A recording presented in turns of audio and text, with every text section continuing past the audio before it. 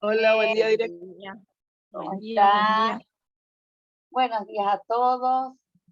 ¿Sí? Como les decía, Buenos es un días. sábado frío y estamos, bueno, todos reunidos.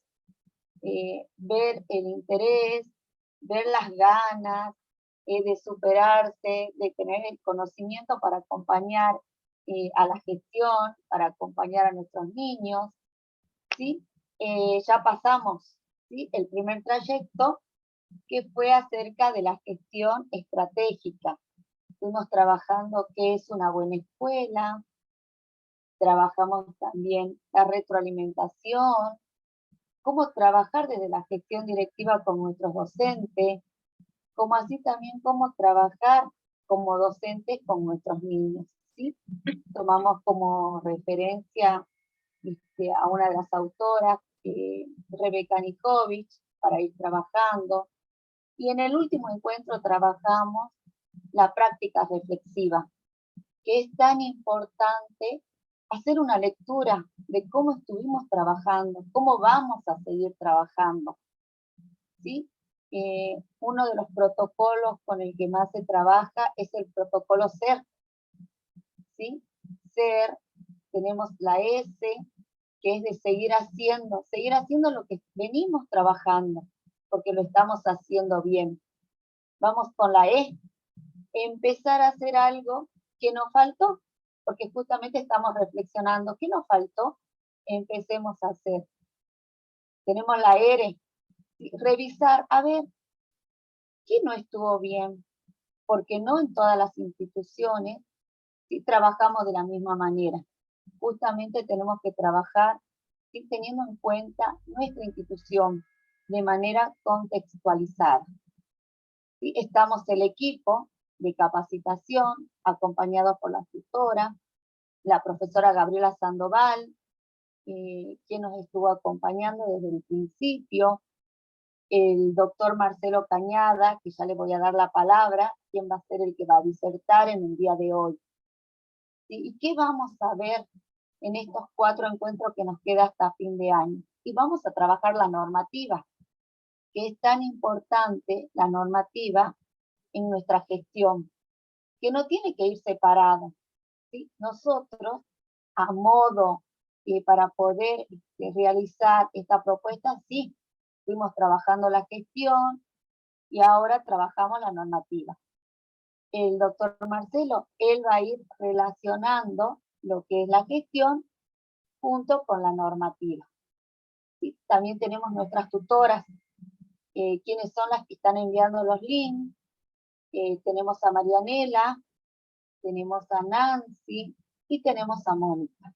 ¿Sí? Son nuestras 3 tutoras de esta capacitación y bueno, con ellos estamos trabajando.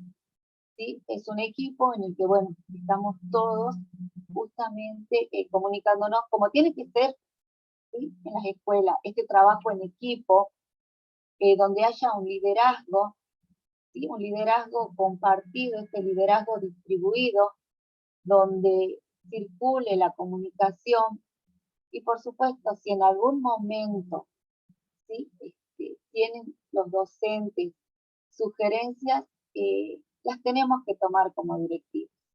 ¿Sí? Bueno, esa es la idea del trabajo de hoy.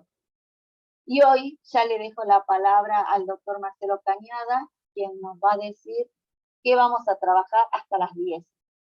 Ahora 10 ya tenemos que finalizar porque empieza otra capacitación. Buen día, Marcelo, te cedo la palabra. Buen día, profesora Gabriela. Buen día a todos los asistentes. Buenos días. Bueno, espero que tengamos una jornada linda, que sea interesante para ustedes. Yo, desde mi perfil de abogado y de capacitador de docentes, voy a tratar de hacer mi aporte en cuanto a toda la normativa que está vigente sobre niñez y adolescencia, ¿sí? O sea, toda la protección integral que existe en este momento, digamos, a favor de los niños y adolescentes, pero que ustedes como docentes, como vicedirectoras y como directoras, van a tener que buscar las herramientas para que dentro de la institución educativa esos derechos, sobre todo de los niños, porque ustedes están en primer inicial y en el nivel primario, no se esfumen, ¿sí? Es decir, que no queden en lo teórico, que no queden en el libro, que no queden en la biblioteca, y que en cada situación problemática que se presente con respecto a un alumno, alumna, que estamos hablando de menores de edad, la escuela sepa dar una solución. En algunos casos va a ser a través de la propia maestra, que muchas veces es lo ideal, porque es quien está en contacto permanente y diario con el alumno. Si la maestra no lo puede solucionar, seguramente que va a intervenir la vicedirectora o la directora. Y pueden colaborar y ayudar todos los integrantes de la comunidad educativa, ¿sí? Ya sabemos que la unión hace la fuerza, y para lograr una convivencia y un clima de felicidad y de armonía en la escuela, deben actuar todos sus integrantes en el momento que se los necesite.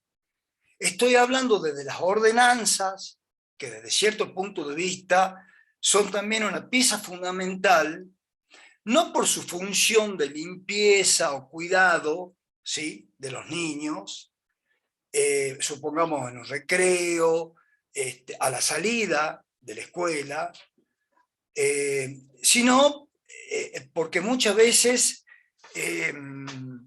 son momentos y personas que le brindan contención a los niños. Esa sonrisa, esa cuestión de decir, bueno, la maestra me exige en el grado que yo haga los deberes, que yo esté atento, que en cierto momento tenga mucha seriedad y responsabilidad. Ni hablar los directivos, ¿no? Cuando por ahí los chicos al directivo lo ven como el presidente de la nación, como el presidente de la UNICEF. Entonces la ordenanza es por ahí, no en todos los casos, pero sí en muchos, esa pequeña cuota de compinche, digamos, ¿no? E inclusive la ordenanza, desde su función y desde las esquinas, como yo le llamo, de las escuelas, es la que ve ciertas cosas que no lo ven los demás integrantes del establecimiento. Al margen de las ordenanzas, celadoras, secretarias, el equipo psicopedagógico, la psicopedagoga de la escuela, la psicóloga, es decir, hay un grupo donde entre todos tienen que colaborar para llegar a la meta. ¿Y cuál es la meta de cada ciclo lectivo? Reconocer y poder festejar de que el alumno ha cumplido, ¿sí?, con esa cuota mínima de aprendizaje que tiene que acreditar para poder pasar de grado y de ciclo, ¿sí? Entonces, yo hoy voy a hablar casualmente del niño, del preadolescente y del adolescente. ¿Quiénes son los artífices y los artistas principales de todo este escenario que es, digamos, la escuela? Entonces lo considero muy importante, porque es importante la gestión escolar, es importante cómo los directores gestionan, ¿sí?, y de qué manera gestionan la organización en la escuela, la organización administrativa, las reuniones, ¿sí?, entre maestros, con otros maestros, con supervisores, en las reuniones de padres. Pero si nos vamos por las ramas, en lo administrativo, en lo conductual, y no llegamos a fijar las pautas necesarias para que el niño aprenda y con felicidad, y quizás no lleguemos a las metas queridas. Bueno, yo le pido a las tutoras, a Moni, si ya podemos bajar el PowerPoint y las diapositivas para que empecemos a disertar sobre los temas.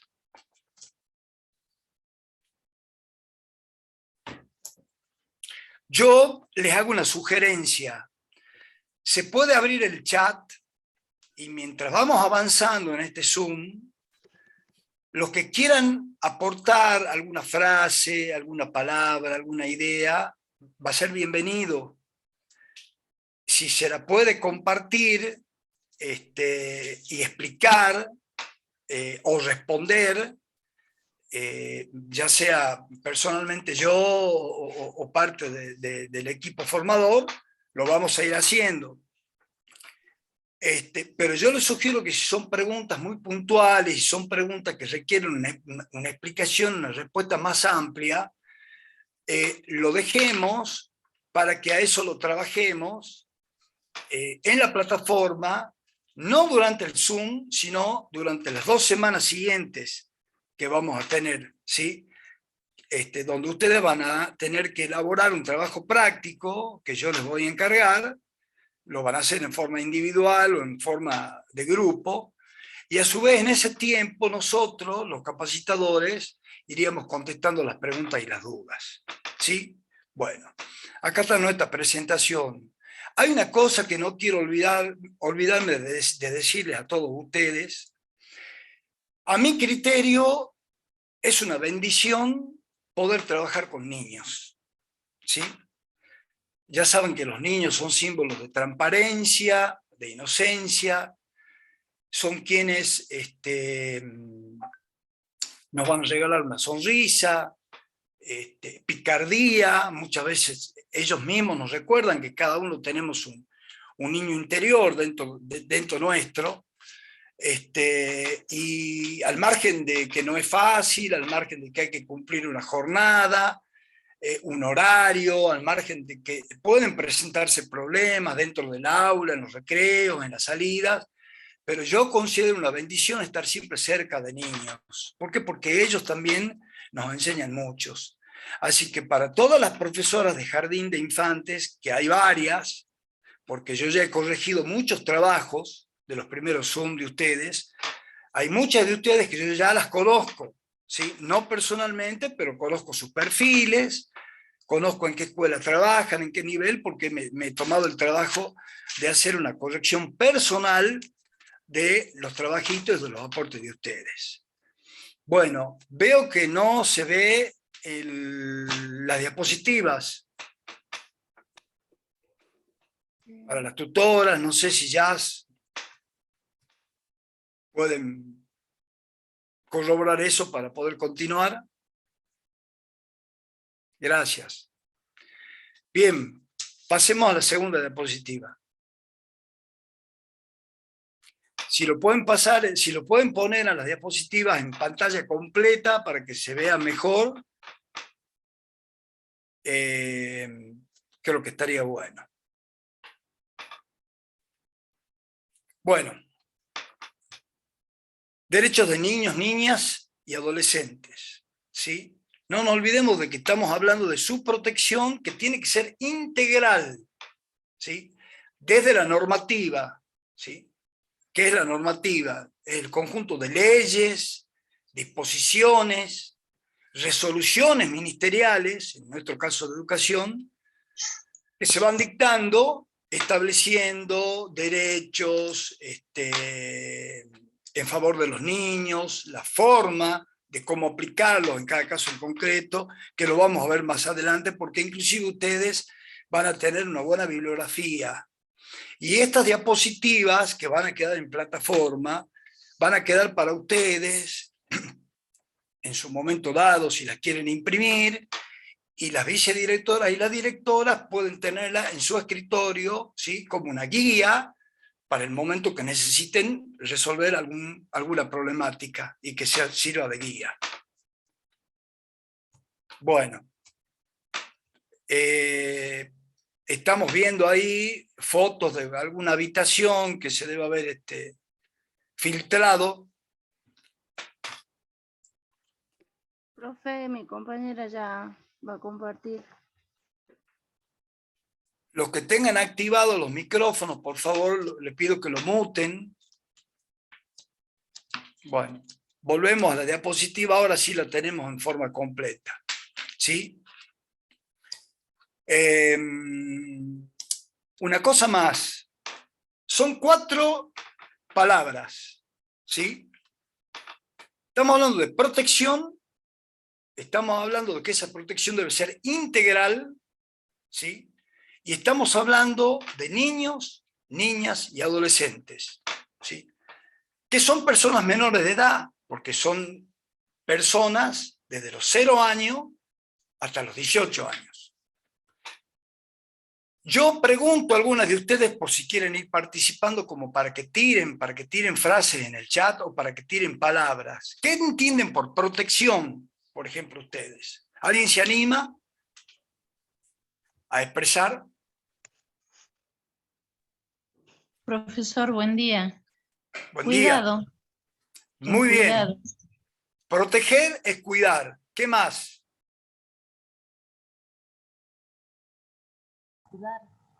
Ayudar, acompañar. Preservar, acompañar, resguardar, Velar. atención, asistir. Hermoso, buenísimo. Como verán, Prevenir. prevenir. Qué Actuar. importante palabra. Actuar también, ¿no? Actuar. Actuar porque no solamente se peca por acción, sino también por omisión. Entonces, si en un momento dado una docente o una directiva no actúa, ¿sí?, por negligencia o por quedarse en su zona de confort, y se produce un accidente o una problemática en uno de los alumnos, ¿sí?, ahí no estamos protegiendo, estamos desprotegiendo. Se habla de amparar, de asegurar que se respete sus derechos, por supuesto.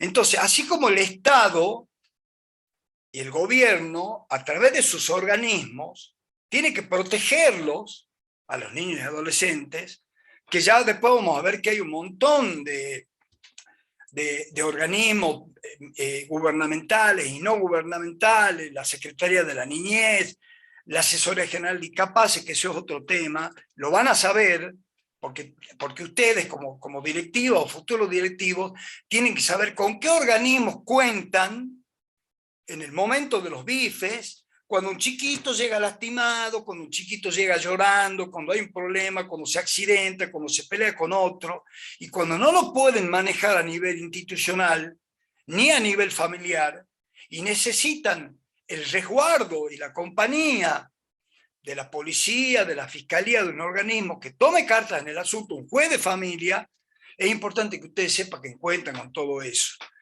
Está muy bueno el aporte de ustedes, ¿sí? Yo sigo avanzando con el temario. A ver si pasamos a la siguiente diapositiva. Bien, vamos a abordar los lineamientos normativos que están vigentes. Pasemos a la siguiente. Perfecto. Acá me voy a detener, esto es muy importante, ¿sí? La capacidad procesal de la persona menor de edad. Yo les cuento que acá hay mucha terminología, ¿sí?, tanto en los juristas como en los especialistas en educación, los doctrinarios, que escriben libros, que dictan disposiciones, que aportan asesoramiento cuando se dictan las resoluciones ministeriales, ¿sí?, para las escuelas, para el personal institucional. ¿Por qué? Porque, por ejemplo, hace años atrás, nosotros tenemos una norma que es fundamental, que es nuestro Código Civil y Comercial de la Nación. ¿Por qué? Porque ahí se habla de lo que se considera persona, de las capacidades de las personas según su edad, y ahí se contempla todo el derecho de familia. Antiguamente existía la ley de matrimonio, hoy ya nos olvidemos de eso. Pero hay capítulos dentro del Código Civil donde se habla del derecho de familia y obviamente donde se habla de niñez y adolescencia. Y qué derechos van adquiriendo los niños a manera que avancen de edad. Porque no es lo mismo a los 8, a los 10, a los 13, a los 16. Por ejemplo, tiro un dato simplemente a título de ejemplo. Un menor de edad que cumpla 16 años puede tomar decisiones en cuanto a su cuerpo y a su salud como ya si fuera un mayor de edad. Una intervención quirúrgica, una cirugía estética, etcétera, etcétera. Entonces, partamos de la primera base importantísima, ¿sí? El Código Civil y Comercial dice que las personitas de 0 a 13 años se los consideran niños o niñas. Y a partir de los 13 y hasta los 18 años son considerados adolescentes. Pero esto no es tan sencillo. ¿Por qué? Porque para analizar a un niño o a un adolescente, ¿sí? Y saber qué destino darle o qué sanción darle, o saber si se arma un proceso, supongamos sumarial en la escuela, saber si ese niño puede participar, si puede opinar, si tiene derecho a ser oído, muchas veces no solo va a depender de la edad, sino del grado de madurez que tenga ese niño. ¿Por qué? Porque estas son las pautas que nos da la normativa. Ahí está la próxima diapositiva, que está perfecto, ¿sí? No solo lo da el Código Civil, sino que la Convención Internacional de los Derechos del Niño, la cual nuestro país la incorpora como ley, ¿sí? En el año creo que 89, y las leyes que tenemos de protección integral, tanto la nacional como la provincial, que después lo vamos a ver, todos hablan de madurez, grado de madurez, ¿sí? Entonces, como es muy difícil determinar el grado de madurez de un niño, donde vamos a necesitar seguramente un equipo súper interdisciplinario, psicólogo, psicopedagoga, asistente social, médico, la maestra, la directora, la madre, la madrastra, la abuela, etcétera, etcétera. En la actualidad se ha recurrido a lo que se llama la bioética, que es una disciplina, una nueva disciplina, definida como el estudio sobre la conducta humana en el ámbito de las ciencias de la vida y del cuidado de la salud, examinada a la luz de los valores y de los principios morales, ¿sí? No me voy a detener en esto, simplemente quería contarles que la tendencia es utilizar a esta nueva disciplina para que nos dé las herramientas, en cada caso, para poder determinar el grado de madurez que tiene un niño, ¿sí? Anteriormente, en el Código de Vélez-Sarsfield, se hablaba, por ejemplo, de capacidad de hecho, y actualmente se habla de capacidad de ejercicio, ¿sí? Que inclusive en los últimos tiempos se está hablando ya directamente de competencia. O sea, de acuerdo a la bioética, se tiene que comprobar, la competencia del niño, que sería la aptitud para poder entender las consecuencias de un acto determinado o de una decisión que él tome. Entonces, si entiende las consecuencias, es donde nosotros podemos observar de que ese niño está en un grado de madurez, ¿sí? Que le permita tener discernimiento. Y esa es la próxima palabra en la que yo me voy a detener, para que algunos puedan opinar qué entienden ustedes por discernimiento. Y les explico por qué. Porque el Código Civil dice que las personas adquieren discernimiento a partir de los 13 años, que es lo que le permite estar presente en todos los procesos, ¿sí? En forma individual o con sus representantes legales. Y todo va a estar relacionado, vuelvo a repetirles, con el grado de madurez, ¿sí? Entonces, si alguno se anima a opinar lo que creen que puede significar el discernimiento, tarea importante. Seguimos pasando. Profesor, Sí, discernir sería saber distinguir, sí. decidir entre lo Sí. bueno y lo malo. Exacto. Diferenciar las alternativas que tiene la toma de una decisión.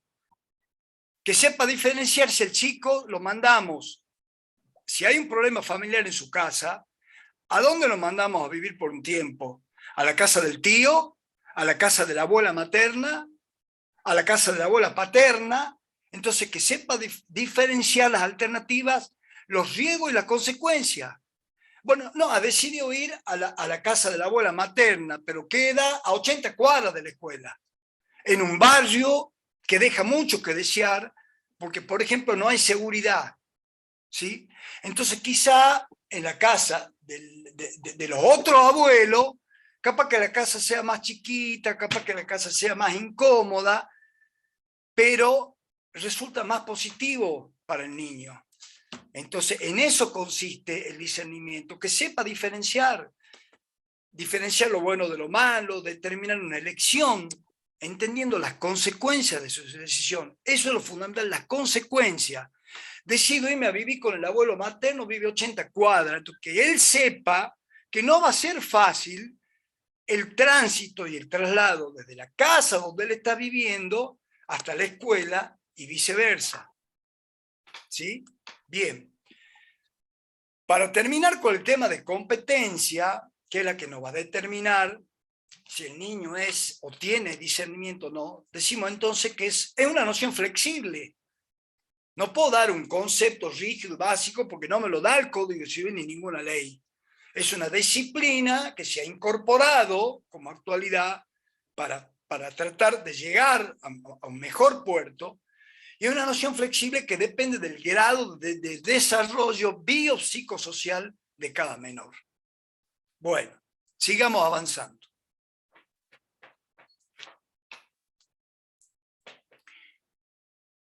A ver, para ser muy puntual, ya hemos hablado del grado de madurez, que hay que determinarlo. Hemos hablado de la edad, porque no es lo mismo 12 que 13, ni que 10. Lo que no hemos mencionado hasta ahora es la capacidad progresiva del menor. Es otra de las frases que están mencionadas en toda la normativa. Convención Internacional del Niño, Código Civil y leyes de protección integral, tanto de la nación como de la provincia. Entonces acá en esta diapositiva están definidas las pautas para evaluar al niño. ¿Sí? Que yo se las dejo para que ustedes la lean tranquilas y la tengan como bibliografía. Sigamos.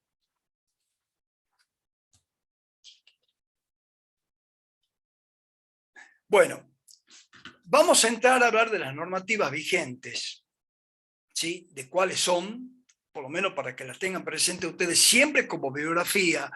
Yo el otro día estuve en la escuela de Villa Mitre, que gentilmente me invitó la profe Gabriela, y cuando entramos, nos juntamos para trabajar, obviamente, hermosa la escuelita, me impactó, y no quiero dejar de decírselos, porque todo esto de la actualidad, de la virtualidad, de que la educación ya es distinta a la de antes, cuando yo entré y he visto los niños en cada aula con su señorita, con su maestra, con los delantales blancos, la verdad que me dio una melancolía grandísima. Me acordé de mi madre, que ella era maestra en la primaria, y qué importante es que podamos volver a recuperar esa presencialidad, ¿no? Donde el niño es cuando se siente contenido cada día, viendo esa sonrisa de su maestra, el poder abrazarla cuando llega, cuando se va, el poder escuchar sus palabras, el poder, lo que son los gestos, ¿no? Tanto para los niños, con respeto a su maestra, y qué importante para la maestra como formadora, mientras enseña, ver la gestualidad de los niños, para comprobar si realmente están atendiendo la temática, si no se están evadiendo, si no están jugando entre ellos, que muchas veces desde un Zoom o de manera virtual no se lo puede lograr. Entonces aplaudo, en mi caso, la virtualidad, y tratemos todos de aportar lo necesario para no volver a caer, digamos, en las clases virtuales, por lo menos con respecto a los niños. Yo ahora los estoy capacitando a ustedes en forma virtual, no saben lo que yo daría por poder tenerlas a todas presentes mío y ver cómo me está mirando cada una de ustedes y si está atendiendo o no. No saben lo que daría. Bueno, listo. Yo, para seguir el temario, quiero plantear un caso práctico y yo necesito que ustedes aporten, porque la idea es que sea interactuado. ¿Por qué? Porque en una de las escuelas hubo muchas sugerencias de parte de docentes, ¿sí? Inquietudes, ¿sí? ¿Qué hago en tal caso? ¿Cómo debo actuar? ¿Hasta dónde llega mi responsabilidad? Estamos hablando de maestras de segundo grado, de cuarto grado, de sexto, de séptimo, etc. Entonces, el caso que yo quiero nombrar, que nos dé pie para que sigamos adelante y que veamos qué es lo que nos aporta la normativa, ¿sí? Por ejemplo, sobre un caso planteado. Y la docente decía, es muy común ver que los padres no retiran a sus hijos en el horario establecido.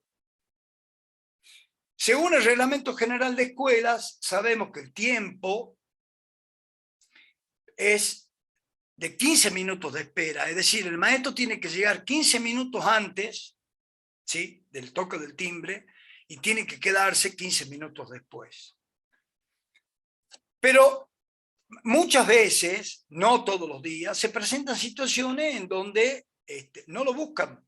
O sea, pasan los 15 minutos, pasan los 20 minutos, y a los niños no los buscan. Entonces hay docentes que no saben qué hacer, porque muchas de ellas tienen que cumplir un horario de ingreso a un segundo trabajo.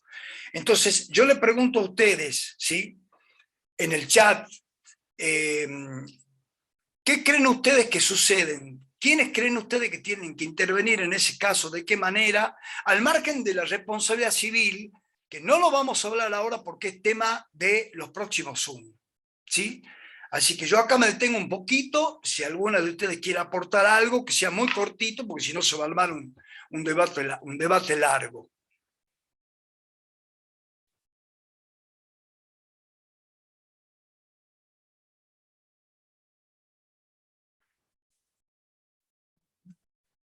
Bueno, acá están opinando, En el que chat, interviene, sí. El equipo, dicen que tiene que intervenir el equipo directivo y luego la policía. Algunos dicen de que la docente debe comunicar al equipo directivo.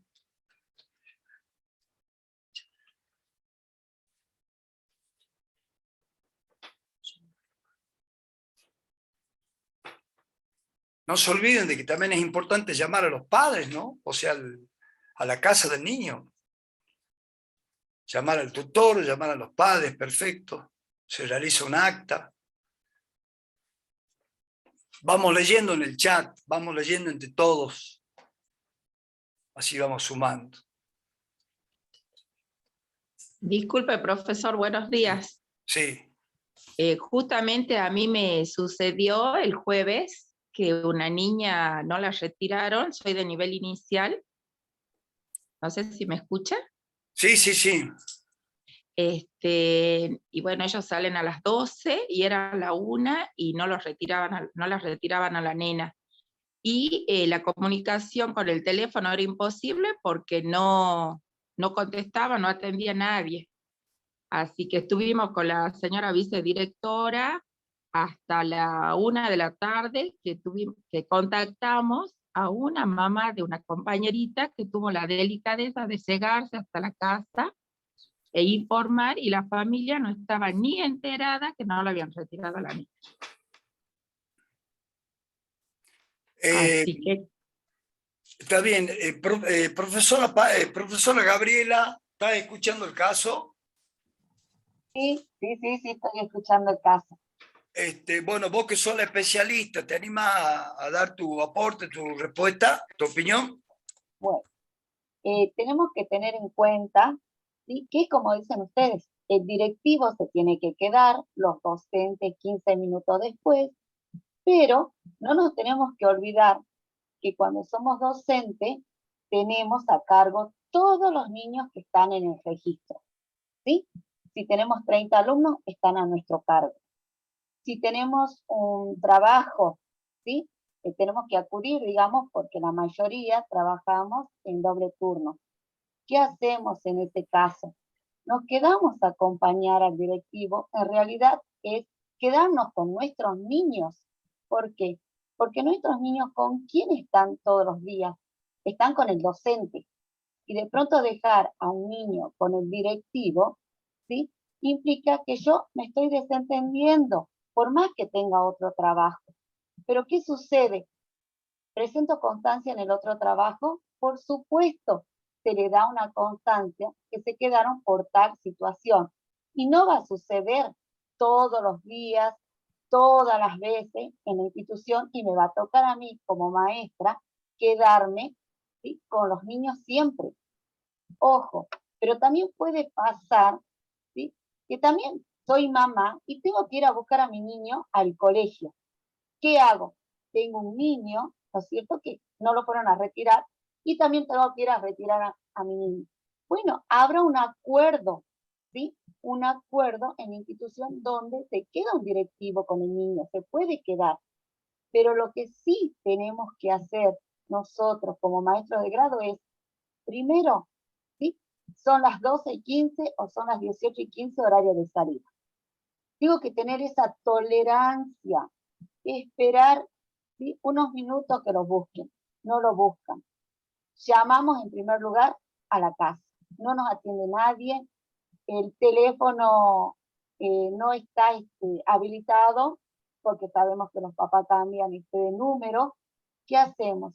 Como decía en el chat, nos comunicamos con la policía comunitaria, ¿sí? No nos podemos comunicar con la policía comunitaria, ¿sí? ¿Qué es lo que sucede en este caso? Llamamos al 911 o actuamos como dijo la seño, llamar a una mamá, ¿sí?, que viva cerca. Nos fijamos en el registro, una mamá que viva cerca, entonces a partir de ahí de algún compañerito, y de ahí podemos llamar. No nos olvidemos la responsabilidad civil que tenemos de nuestros alumnos, ¿sí? Entonces, bueno, de esa manera vamos actuando. Y como decía en el chat, labramos acta, ¿sí?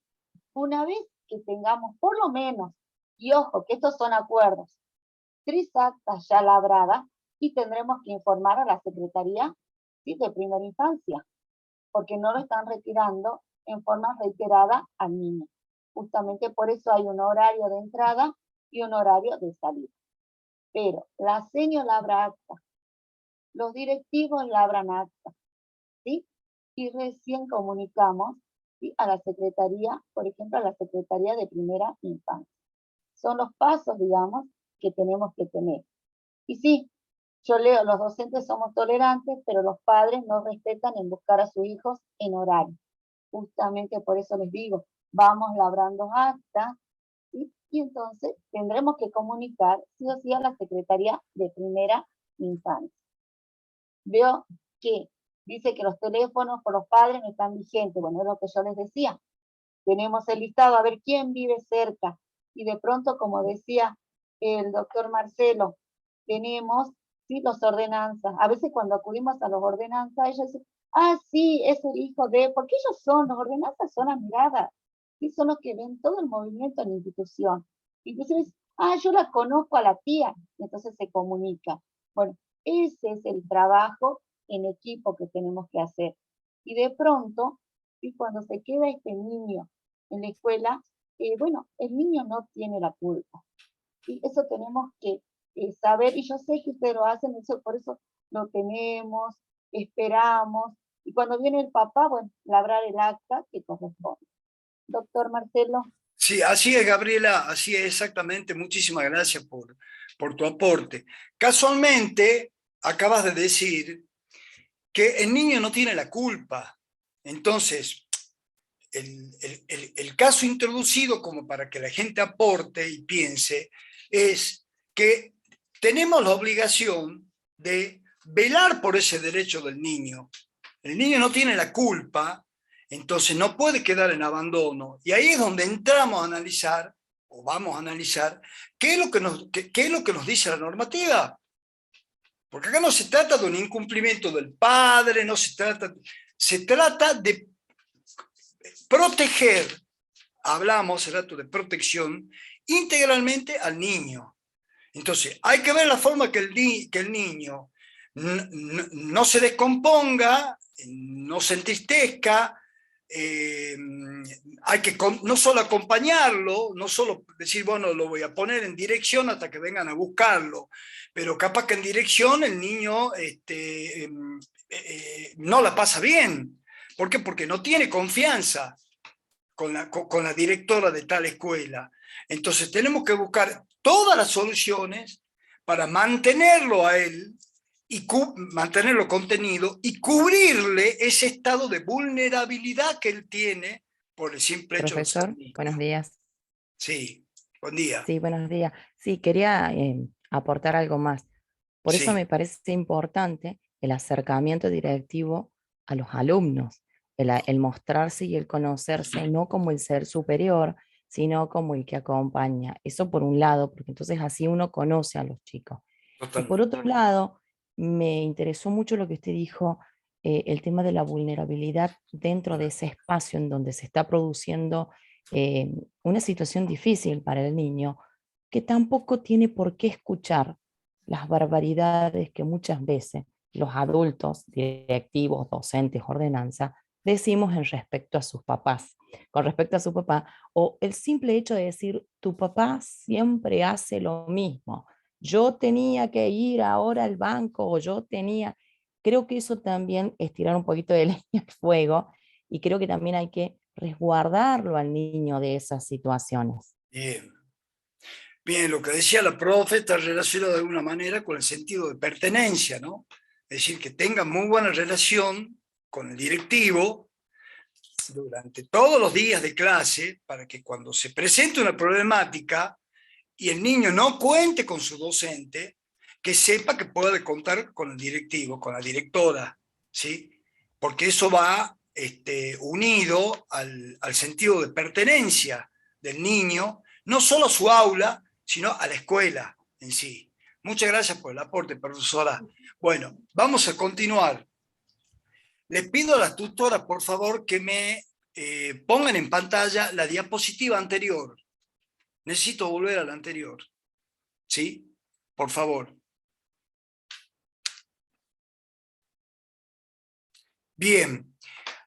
Ahora les pido atención a todos los asistentes. ¿Por qué? Porque vamos a ingresar en un pequeño meeting, ¿sí?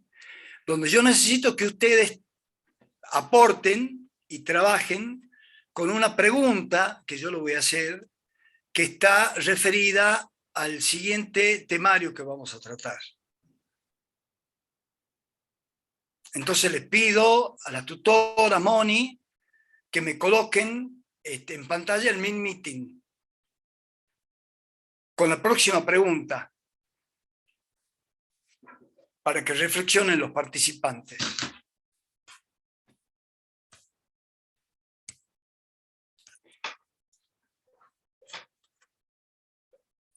Antes que nada, quiero repetirles que todos los comentarios que han hecho en el chat, ¿sí? Con respecto a este caso práctico que hemos planteado sobre que los niños a la salida no son buscados en horario por los padres, estoy leyendo lo que puedo.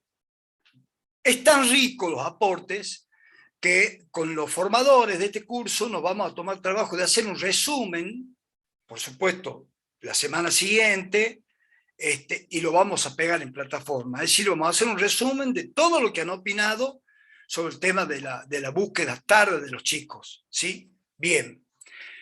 El próximo tema es centrarnos en el interés superior del niño en primer lugar, ¿qué entienden ustedes por interés superior del niño? ¿Por qué? Porque este es el principio básico de toda la normativa vigente. Es lo que vamos a tener en cuenta en el momento de tomar una decisión, ya sea en la escuela, en el aula, en el recreo, en un accidente, en un proceso de familia, ante un juez de familia, ante un juez penal si es necesario, en una fiscalía, en la policía, cuando se debe tomar una decisión con respecto a un niño, que se analizará su edad, su grado de madurez, su progresión, su discernimiento, pero tenemos que saber qué es lo que entendemos por ese interés superior del niño. Y acá hay palabras que nos van acercando a la idea. Sentirse protegido, el bienestar integral, satisfacción, cuidado de sus padres, armonía, bienestar integral.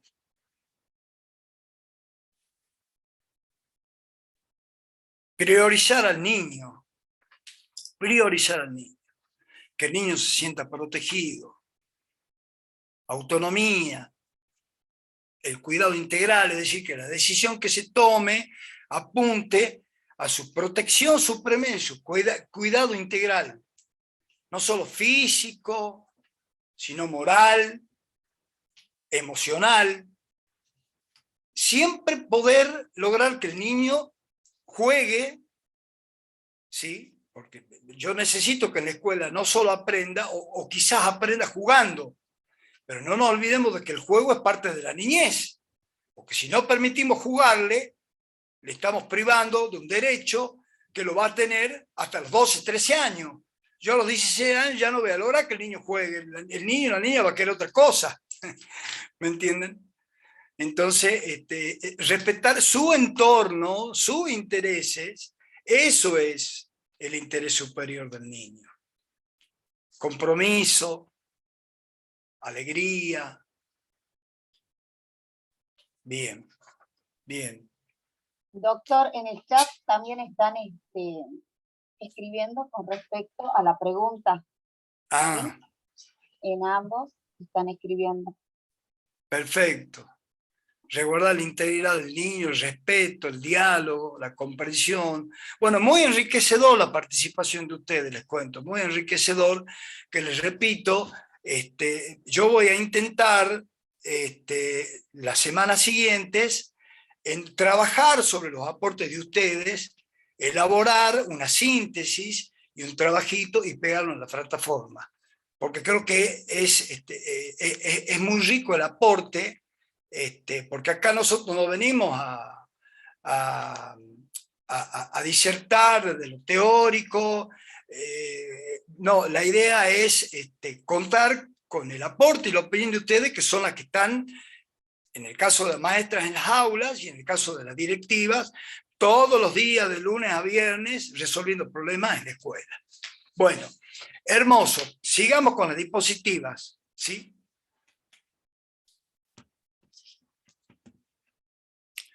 Donde nos dice qué implica la normativa, ¿sí? La normativa en general. Profe, en la normativa me parece que estaría faltando la ley de protección y los derechos integrales de las personas con discapacidad.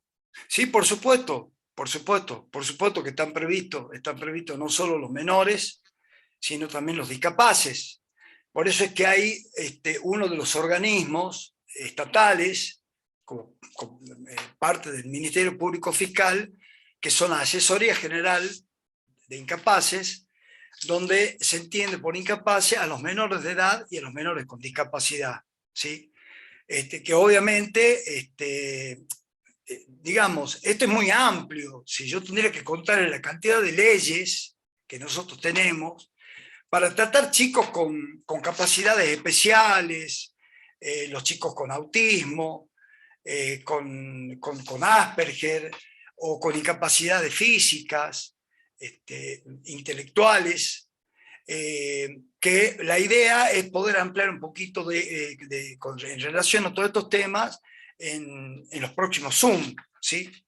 Porque es todo muy amplio el tema de de la violencia de género, violencia contra mujeres,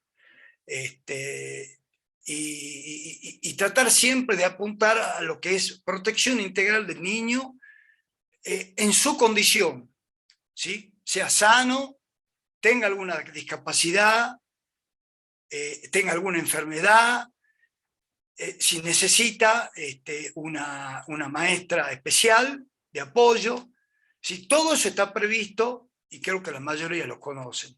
Bueno, hay un concepto que lo da la Convención Internacional del Niño, y yo no pido que se estudien de memoria todos los conceptos que pueda haber, ¿sí?, sobre los temas que estamos tratando, pero me interesa detenerme en el concepto del interés superior del niño después de todos los aportes que ustedes han hecho, ¿sí? Y la Convención dice que es la máxima satisfacción integral y simultánea. Es importante cada palabra, porque se ha trabajado mucho sobre esto. Repito, máxima satisfacción integral y simultánea de los derechos y garantías. No es lo mismo derechos que garantías. Estos están diferenciados en la Constitución Nacional y en la Constitución de la provincia de Salta. No me voy a detener, pero quiero que sepa que una cosa son los derechos y otras cosas son las garantías, ¿sí? O sea, las herramientas y los procesos a través de la cual el Estado tiene que garantizar el cumplimiento efectivo de los derechos, en este caso de los niños. Se habla de niño, niña y adolescente en todo el ordenamiento normativo vigente. No se olvide de que esto es un concepto dado a nivel internacional en la Convención para que se aplique en cada país que se haya adherido a esta Convención y la haya adherido como norma del país, a nivel nacional, internacional y provincial. Sigamos con las diapositivas, chicas. Por lo tanto, ¿qué es esto en concreto, el derecho superior del niño? ¿Qué es lo que tenemos que respetar? En primer lugar, la condición de sujeto de derecho de los niños, niñas y adolescentes, ¿sí? Yo no sé si ustedes sabían, el Código Civil y Comercial en el año 2015, y estoy hablando como normativa, ha tenido una reforma importante en todos los capítulos de familia. Por ejemplo, ya no existe la obligación del matrimonio, ¿sí? Ahora se habla de uniones convivenciales. Y a partir de esa reforma, el niño ya es considerado sujeto de derecho, ¿sí? ¿Por qué? Porque desde antes del 2015 los niños eran considerados propiedad de los padres. No eran considerados sujetos, eran considerados objetos. ¿Objetos de qué? Objetos de protección. No, al niñito hay que cuidarlo. No lo vamos a escuchar, no le vamos a permitir que opine porque no entiende, porque es chiquitito. Esa palabra, que yo la escucho en todas las capacitaciones en las que yo asisto, es chiquitito. Estoy aduciendo permanentemente a su vulnerabilidad. Y no es así. Porque hoy niños de 6 años, de 7 años, muchas veces nos dejan mudo. La manera en que opinan, la manera en que actúan. Yo veo todas las semanas un programa televisivo, Los 8 Escalones, donde participan padres y abuelos con sus hijos y nietos entre 11 y 12 años. Yo me sorprendo de una manera increíble la forma que tienen los chicos para expresarse, la educación que tienen para pedir la palabra si no entienden una cosa. Entonces, ya no son propiedad de los padres, son sujetos de derecho y tienen derecho a oponerse, tienen derecho a opinar, tienen derecho a que se los escuche. Porque yo les cuento que en un proceso donde interviene un niño, supongamos en un proceso escolar, si se abre un sumario o en una reunión con padres, con directivos, con equipo interdisciplinario, donde están analizando la situación del niño, etcétera, etcétera, etcétera. El niño tiene derecho a ser escuchado. ¿Y qué es lo mejor que nos puede pasar? Escuchar al niño, porque el niño nos va a estar cantando la justa. Si el niño se calla, y yo no sé qué es lo que ha pasado, si viene rasguñado, si viene con huellas, que algunas huellas son invisibles porque están acá, ¿sí? De maltrato en la casa, ya sea físico, psicológico, pero si yo tengo que recurrir a pruebas de testigo, que el asistente social, que ver qué es lo que dice Fiscalía, que ver qué dictamen tiene la asesoría de incapaces, pero si el niño es el que me está contando y diciendo, no, mire, a mí lo que me pasa es que mi tío se me acerca mucho, se acuesta conmigo, o mi abuela me maltrata, me pega. Entonces, lo mejor que nos puede pasar es que el niño se exprese porque nos simplifica las cosas. Le simplifica las cosas a los jueces, a las juezas de familia. Que inclusive hoy en día los niños tienen el derecho, si tienen discernimiento, si tienen grado de madurez, tienen el derecho de participar en el proceso, y si tienen conflicto con los padres, que son sus representantes, ¿quién los va a representar en el juicio? El abogado del niño, que es una figura que se está creando de a poco en el país, y que inclusive en la provincia de Salta, el Colegio de Abogados ya está llevando un registro de abogados inscriptos como abogado del niño, que tienen que acreditar, por supuesto, conocimientos sobre la materia, para que cuando en una causa judicial se necesite un abogado del niño, se va a sortear uno de ellos para que intervenga. Así como cuando se necesita un perito calígrafo, un perito accidentólogo, cuando se necesita un martillero público para rematar un bien, se va a solicitar y se va a sortear un abogado del niño. Yo en el caso mío, por ejemplo, yo estoy a punto de inscribirme para en lo sucesivo figurar en el listado de abogados del niño de acá de la provincia de Salta, en todos los distritos. Nos puede tocar actuar en la provincia de Salta, en el norte, Orán, Tartagal, o en el sur o en Metampo, ¿sí? Entonces, Doctor, decíamos que... doctor, ¿sí? es Sí. importante acá, Mariela, en el chat dice escucharlos. Es muy importante escuchar a nuestros alumnos justamente con lo que estás diciendo, ¿sí? Y hay varios aportes en el chat, ¿sí? Que bueno, confunden vulnerabilidad con subestimación, ¿sí? De acuerdo a lo que estás disertando. Perfecto. Perfecto, perfecto. Casualmente en la diapositiva, el derecho a ser oídos y a opinar, es lo que usted está diciendo, ¿sí? Lo importante es de escucharlos en la manera en que ellos quieran expresar su situación y no hacerlos hablar. Muchas veces lo que ellos relatan es algo muy duro, es algo cruel, porque no lo van a contar que ha ido al circo, que ha ido al parque de diversión. No, quizá les esté contando algo duro, algo cruel, algo triste que está viviendo en el club, a la salida del colegio, un caso de bullying, etcétera, etcétera. Entonces es importante lograr ese momento en que el niño necesita descargarse o se anima a hablar y necesita ser escuchado, pero el relato no debemos hacer que se duplique o triplique. Bueno, escúchame, por ejemplo, hoy me lo has contado a mí, te escuchó tu maestra. Vamos a ir a vicedirección para que se lo cuentes a vicedirectora. Después la vicedirectora dice, no, lo vamos a llevar a esta niña para que vuelva a contar su relato a la directora, porque es la autoridad máxima de la escuela. Y después que lo escuchó la directora va a decir, bueno, no, hagamos una reunión con el gabinete psicopedagógico para que la niña vuelva a contarlo de nuevo. Y si hay una cuestión penal, una responsabilidad penal en el medio, la van a llevar al niño, al juez de familia o al juez penal, donde lo van a tener que volver a hacer a declarar. Entonces al niño lo estamos volviendo loco. Vamos a seguir leyendo un poquito lo del chat. En el nivel inicial se evidencian abusos por medio de relatos y dibujos. Bien, bien. Los dibujos muchas veces nos dicen todo, ¿sí?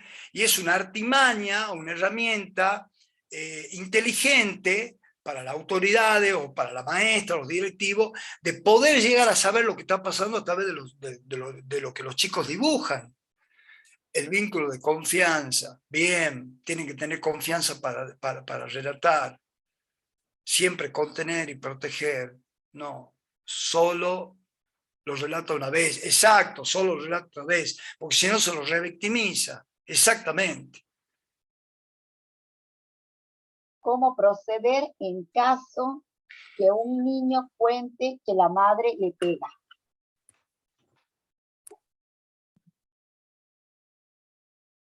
Está silenciado, Marcelo, está silenciado. Activa tu micrófono, por favor. Sí. Ahora sí. Sí. ¿Cómo era la pregunta, Gaby? ¿Qué Perdón. hay que hacer si un niño cuenta que la madre le pega? Y bueno, es todo un protocolo. Es todo un Y protocolo. ahí hacemos alusión a lo que estuvimos hablando cuando preparábamos a la resolución 546D a completar el formulario. ¿Sí? Sí, claro. Lo que pasa, lo que yo le diría, para no irnos de tema, porque si no, no vamos a terminar en tiempo oportuno hoy, es recordarle a todos los participantes que en uno de los Zoom, efectivamente, hablamos con exclusividad de todos los casos de violencia, de maltrato infantil, de hostigamiento, de abusos sexuales, donde hay una resolución ministerial donde establecen todos los protocolos a seguir. Entonces, esta pregunta, por ejemplo, va a ser contestada en el Zoom correspondiente, ¿no? En el foro, inclusive, lo podemos contestar en el foro. Porque, a ver, un niño cuenta que la madre lo maltrata, creo que era así. Bueno, se abre un protocolo amplísimo. Yo en primer lugar, tendré que ver a quién cito de la familia. Si la cito a la madre, o obvio a la madre, lo cito al padre, lo cito a la abuela. Tendré que hacer actas.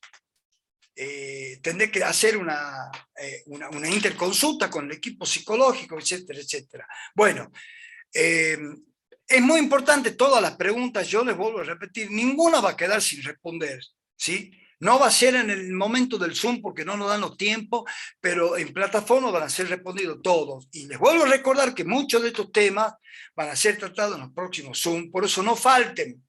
¿Ve? El número de la resolución que están pidiendo es la 546D. Hay un Zoom donde únicamente hablamos sobre eso y todos los protocolos. Así que quédense tranquilos. Bueno, sigamos avanzando, si no, no vamos a terminar. Bueno, decíamos que las políticas públicas están dirigidas, bueno, tienen que fortalecer siempre el rol de la familia, porque la idea es dar una solución a la problemática del niño, ¿sí? Pero dentro de la familia, que muchas veces no se puede. Que si en la familia hay mucha violencia, hay casos de drogadicción, de alcoholismo, y no se lo puede mantener al niño ahí, la jueza de familia va a tener que, después de la derivación que haga la escuela, la directora, etcétera, etcétera, va a haber que tomar una decisión y va a haber que ver si existe familia acorde, competente, para que el niño se vaya a vivir por un tiempo. Hablamos de abuelos, hablamos de un tío, pero muchas veces no hay alternativas y tenemos que internarlo al niño en los hogares.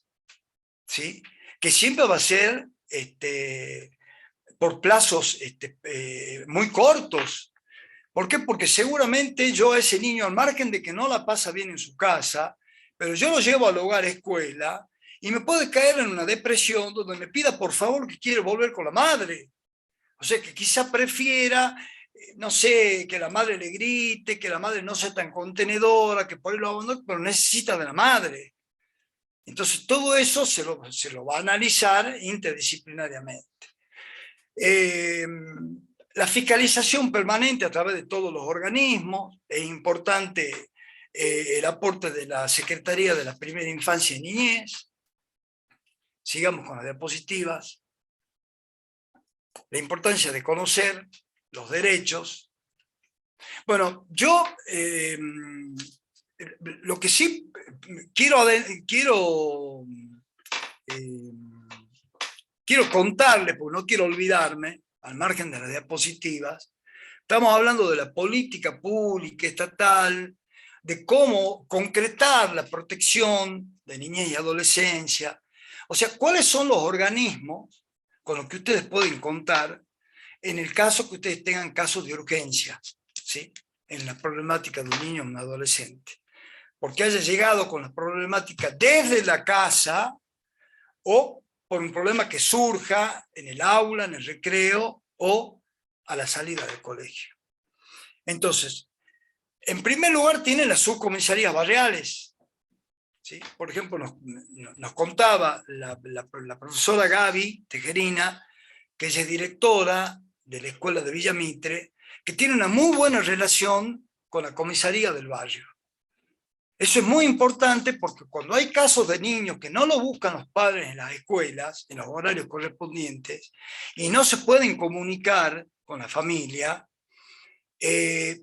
llaman a la comisaría y se acerca un móvil, ¿sí?, e interviene.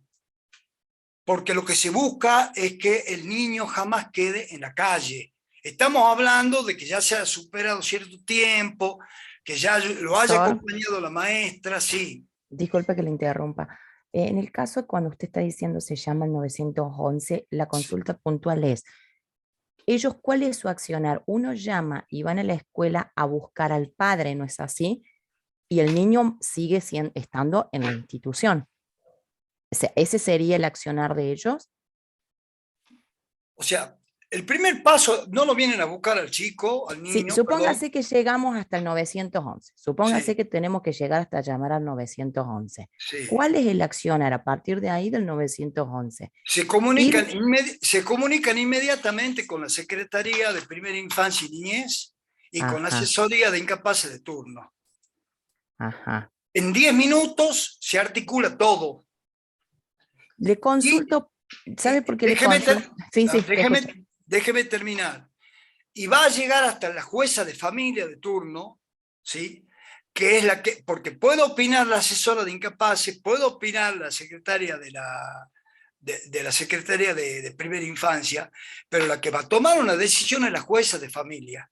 Entonces, ella es la que va a decir, el niño o la niña tiene que permanecer, supongamos, en la comisaría del barrio.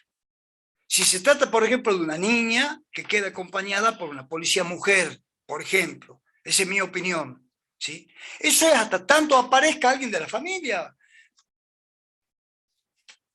Están preguntando si se lo puede llevar a su domicilio. ¿Al domicilio de quién? Preguntan.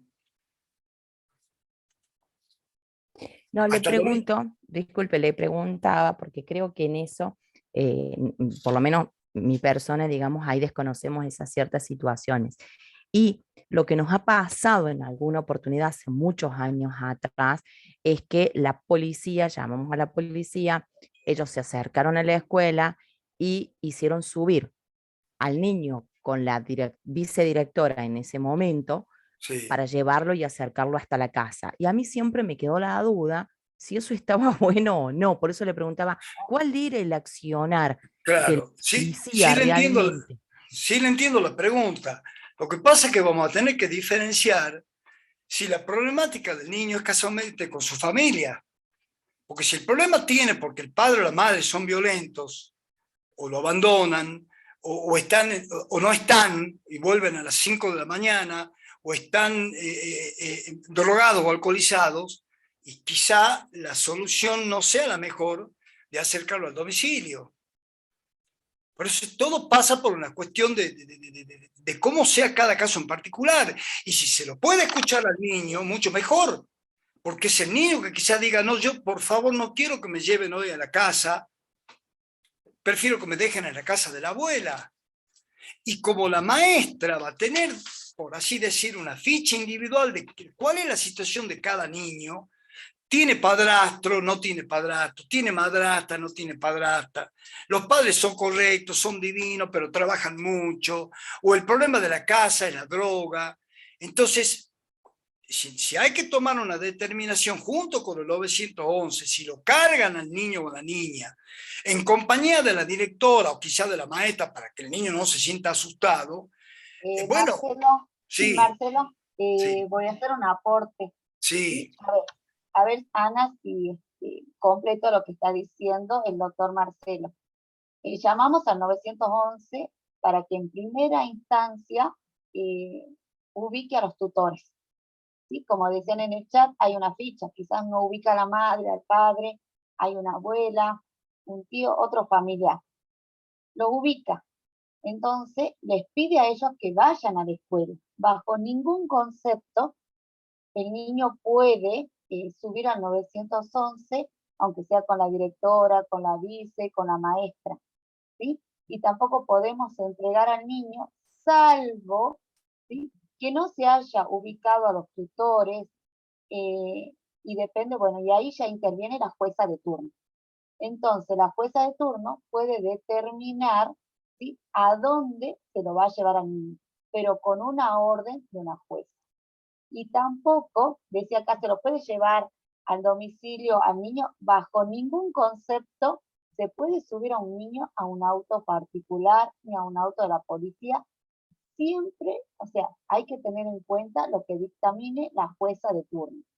¿Sí? Por eso les reitero, no ubican a ningún familiar, automáticamente el 911, como dice el doctor, se comunica con la Secretaría de Primera Infancia, quien ya pasa a intervenir. En algunos casos la jueza puede decir, bueno, que vaya a la casa de la directora o que vaya a un hogar de niños, ¿sí? Eso, digamos, sería para hacer un aporte con respecto a lo que está diciendo el doctor. Hola, buen día. Yo quería hacer una consulta también antes de irnos, ya que estamos en este tema, en relación a los tutores, en cuanto al tutor pedagógico, si existe esa figura de tutor pedagógico, porque nos pasa situaciones de que tenemos alumnos a donde están a cargo de los abuelos, pero no tenemos ningún instrumento por medio de un juez que dictamine que ellos están a cargo de cómo son esas situaciones, porque a veces se puede presentar, pueden estar con problemas de familia, por ejemplo, una madre que maltrata a un alumno, el alumno está a cargo de la abuela por esa situación, pero no hay nada que diga que está a cargo de ella, y puede venir la madre a retirarlo de la institución. Entonces, ¿qué hacemos nosotros como escuela en esos casos? Bueno, les respondo. Al comienzo de cada ciclo lectivo, en la ficha del alumno, se contacta si la representación la van a ejercer la madre, el padre o ambos, o si lo va a ejercer un tutor. Entonces, un abuelo o una abuela, de entrada, puede, llamémosle así, inscribirse como tutor, que va a ser el tutor pedagógico que usted habla, y que va a ser quien va a tener que firmar los boletines, y cuando se necesite la presencia de la representación familiar, va a acudir el tutor.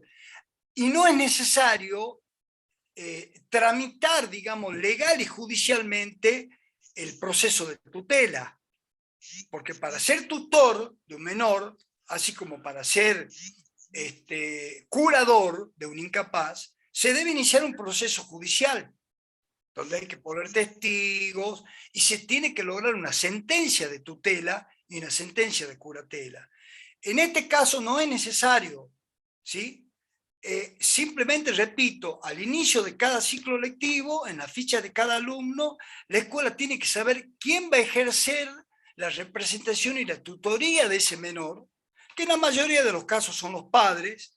Repito, en algunos es la madre, en algunos es el padre, y cuando no puede ninguno de los dos, por cuestiones de lo que sea, generalmente va a intervenir un abuelo o una abuela. Por ahí aparece un tío o algún otro familiar. Entonces, en ese caso, la tutoría pedagógica estaría ejercida en legal forma, ¿sí? Bueno, sigamos avanzando. A ver la próxima diapositiva. Seguimos con interés superior. Simplemente para que lo lean, bueno, se debe respetar la condición de sujeto de derechos, ya lo dijimos, el pleno desarrollo personal y de sus derechos, en su medio familiar, cultural, social. No se olviden que el niño solamente vive en su casa, puede tener actividades sociales en un club, puede estudiar teatro, inglés, danza, puede hacer deportes, y en todos esos ámbitos sociales puede llegar a tener una problemática y puede llegar a tener una influencia que sea tóxica, que la podemos llegar a descubrir en un futuro. Por ejemplo, que concurra a un gimnasio o que concurra a hacer taekwondo o judo y después nos enteramos de que el profesor está involucrándolo al niño en algo que no corresponde, ¿sí? Ya hemos hablado del derecho de los menores de ser oídos y de que su opinión sea tenida en cuenta. No se olviden de eso. No solo debemos escucharlo a los niños, sino que tenemos que tenerlo en cuenta. Porque hay gente que menosprecia su opinión y dice, sí, déjalo hablar a Juancito, a Pedrito, para que se descargue, pero después nosotros somos los que vamos a decidir, que somos las personas mayores. No. O sea, lo escuchamos y tenemos en cuenta su opinión. Sigamos con la diapositiva. Principio, derecho y garantía. Bueno, acá hay un listado, no me voy a detener mucho, simplemente lo más importante, porque desde que comenzamos el Zoom estamos hablando de los derechos de los niños, pero ¿derecho a qué? ¿Cuáles son esos derechos? Que estos surgen, repito, de la Convención Internacional de los Derechos del Niño, donde han trabajado juristas y educadores de un montón de países. Esto ha llevado mucho tiempo y es muy rico. Yo les sugiero, cuando tengan un tiempito, un fin de semana libre, en vacaciones, tómense en el trabajo de leerla, la Convención Internacional de los Derechos del Niño. ¿Sí? Hay un comité que efectuó 14 observaciones, ¿sí? Y en cada observación se contempla cada detalle y cada necesidad del niño en forma muy amplia. Estamos hablando de un tratado de, no sé, de 500 hojas. Entonces, el derecho a la vida, pero una vida digna. No solamente hay que intentar y proteger de que el derecho de que el niño esté vivo y que tenga derecho a la vida, sino una vida digna en la escuela, en la sociedad, en la familia. Ni hablar de lo que es su dignidad e integridad personal. Hoy en día lo que más se cuestiona y la mayor de las problemáticas vienen por la integridad personal y la dignidad de ese menor de edad. En cuanto a lo físico, en cuanto a lo sexual, en cuanto a lo psicológico. Tenemos la identidad de género, la violencia contra los niños, y de ahí que haya tomado tanto auge la famosa esta ley Micaela, que en otro Zoom nos vamos a perder sobre esa ley, que es la obligación de todos los funcionarios públicos y los que tengan un cargo escolar, y de los funcionarios del Estado, de la municipalidad, de los diputados, del Poder Ejecutivo, de que tengan una capacitación en base a la ley Micaela, que la ley Micaela apunta a la no violencia contra las niñas, adolescentes y mujeres, ¿sí? Que lo vamos a hablar en otro momento dado. Doctor, sí. Es importante también enseñárselos a los chicos. Yo a esto lo trabajé para la semana del Día del Niño, de las infancias, con primer grado, desde la asignatura de artística. Y es muy gratificante ver que ellos se reconocen en esos derechos, que quizás los escucharon, pero no saben de qué se trata exactamente. Entonces, en mi caso les mostré con videos el derecho justamente a tener un hogar, a no trabajar, y un montón de cosas, hicieron unos trabajitos muy lindos. Entonces, no solamente es importante que nosotros los conozcamos, sino también transmitírselos a ellos, para que ellos sepan de qué se trata, y que se sientan más seguros justamente en el momento de reclamar esos derechos, y que tengan la confianza de decirnos, me está faltando tal o cual cosa, para que vean justamente que esa vulnerabilidad de la que hablamos está siendo justamente agredida o le están faltando esos derechos a los que tienen, o tienen que tener acceso justamente, ¿no? Entonces me parece que como docentes también tenemos que enseñárselos. Totalmente, totalmente. Bueno, Me encantaría tener mucho más tiempo, pero bueno, sigamos para que lleguemos a ver la totalidad del temario. Derecho a la educación. Entre todos los derechos de los niños, derecho a la educación. Bueno, no me detengo mucho porque ustedes lo van a tener a la diapositiva para que la lean, para que la estudien, para que la impriman si necesitan. No nos olvidemos que es pública y gratuita la educación. El que tenga el poder económico para poder pagar un colegio privado, que lo haga, ¿sí? Pero el Estado le garantiza al menor que va a tener una educación pública y gratuita. Su preparación para el ejercicio de la ciudadanía, son todos parámetros que dictan la normativa, no solo limitarme a que el niño aprenda matemática, lengua, a tener una buena conducta, una buena relación con sus pares, sino que tengo que pensar que el niño es el futuro adolescente o adulto del mañana y tengo que prepararlo para el ejercicio de la ciudadanía, para que sea un buen ciudadano. Eso ustedes como docentes ya lo saben. ¿Por qué? Porque está indicado también en el Reglamento General de Escuelas. Formación para una convivencia democrática y el trabajo, respetar su identidad cultural y el lenguaje de su origen, su libertad de creación, las competencias individuales. Y yo acá me detengo y le quiero hacer porque está muy enriquecedora, creo, la clase de hoy, por la amplia participación de todos, y yo me atrevo a hacer una pregunta a mi compañera de equipo, a Gabriela Tejerina. Habíamos pensado en plantearles un caso y abrir en dos aulas, la mitad de los participantes en una, la mitad en otra, sala 1 y sala 2, como se hizo en el último Zoom, para que resuelvan un caso, para que den sus opiniones. Profesora Gabriela, yo le pregunto, por una cuestión de tiempo, ¿lo hacemos o no lo hacemos en 10 minutos? Tenemos que entregar a las 10, el Zoom, hay otra capacitación. Lo que sí podemos, un caso, y entre todos que vayan opinando, no nos vamos hasta las... Perfecto, entonces, perfecto, hagamos una cosa, profesora, obviemos lo técnico, por la falta de tiempo, y yo ahora, con respecto a uno de los derechos, ¿sí?, de los niños, que es respetarle su creencia religiosa, y su ideología, se han presentado casos en escuelas con respecto a celebraciones religiosas, y no todos forman parte de un mismo credo, ¿no?, y de una misma creencia. Entonces yo le diría cuál es el caso que planteó y que padeció una docente de escuela pública, para que los asistentes que quieran ir opinando lo vayan haciendo en el chat, ¿sí? Y nos tomamos 10 minutos en emitir opiniones que creo que van a ser enriquecedoras. ¿Les parece a todos? De todas maneras, a las tutoras le pido que sigamos con la siguiente diapositiva, por favor.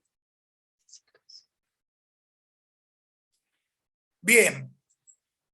Vemos que entre los derechos está la prohibición de discriminar, ningún tipo de discriminación, donde se nombra de que tienen derecho los niños de tener sus propias ideas, creencias o cultos religiosos, según el desarrollo de sus facultades y según su idiosincrasia familiar. ¿Sí? Entonces, por favor, silenciamos los micrófonos. Sí, por favor, silenciemos los micrófonos. Entonces, ahora vamos a abrir el chat para que opinen, y el caso práctico les cuento de qué se trata. Se acercan acá en Salta la festividad del Señor y la Virgen del Milagro, ¿sí? Entonces, sabemos de que muchos niños y muchos docentes no son católicos, apostólicos romanos, ¿sí? sino que profesan otro culto, por ejemplo, los testigos de Jehová y los evangélicos. Entonces se presentó el siguiente caso.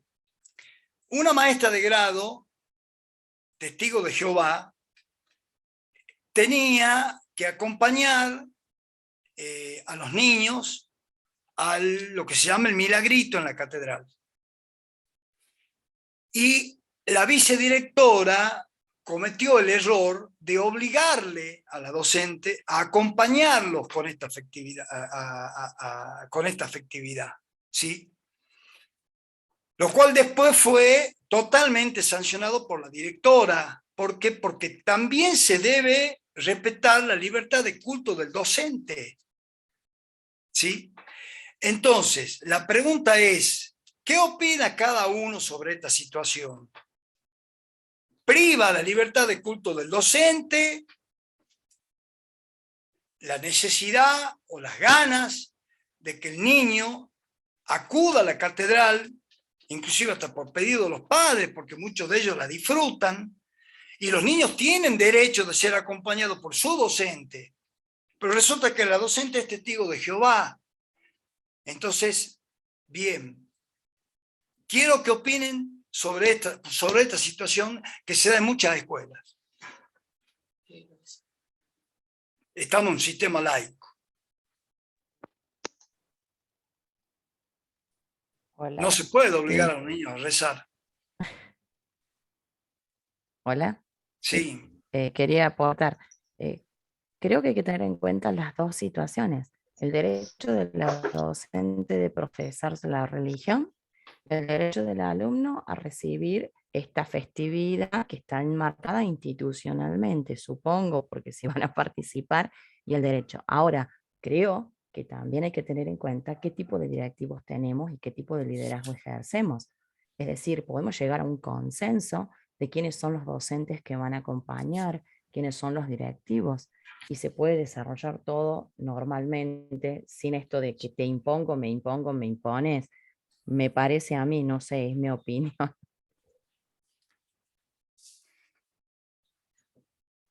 Pero recuerden de que estamos en presencia en la escuela estatal de un sistema laico, ¿no? Sistema laico, exacto. Sí, pero más allá del sistema laico también se puede dar en contraturno religión. Y si está dentro de lo que es en el contraturno y todo lo demás, y la escuela está enmarcada en un proyecto, me parece que se puede realizar perfectamente bien, pero teniendo en cuenta y respetando ambas situaciones. La escuela, está bien, pero la escuela es laica, nos guste o no nos guste, hoy en día, en la actualidad, la escuela es laica. Está muy buena la alternativa que están tirando de que se busque a otros docentes para que acompañen a los niños, ¿sí? Pero justamente hay docentes de religión que, bueno, hoy por hoy están haciendo otros trabajos en los horarios, pero que enseñan a contraturno quizás su materia a aquellos niños que quieren ir voluntariamente.